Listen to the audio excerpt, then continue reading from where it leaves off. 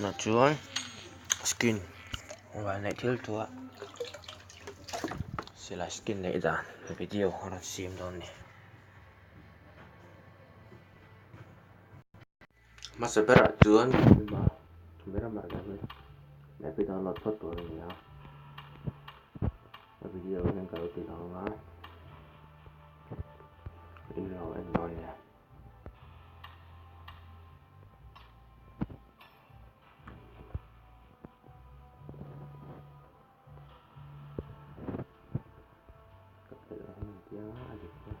cái van này chuan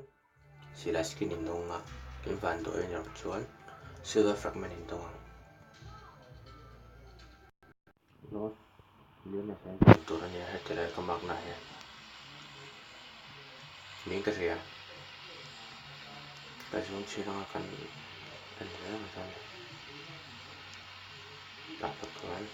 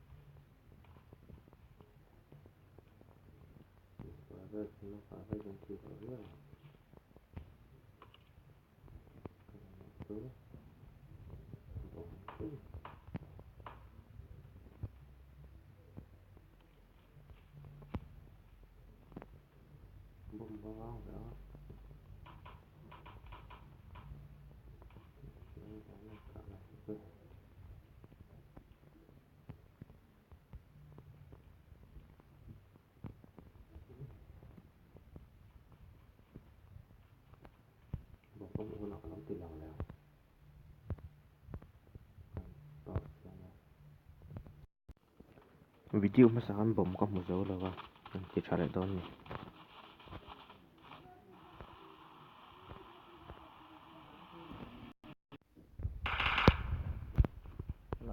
sini ya kan mission ini tuh kan hi investigate kan metanga kan me no kan nei to mai don nih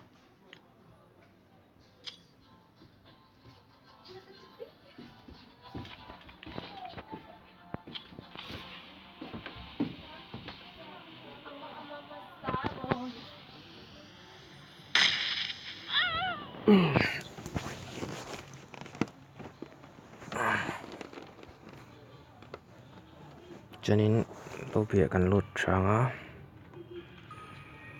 inbox kan check changa kan checkang checks ni lawin kan van nei chuanin sila skin kan dong don ni van do era chun silver fragment clear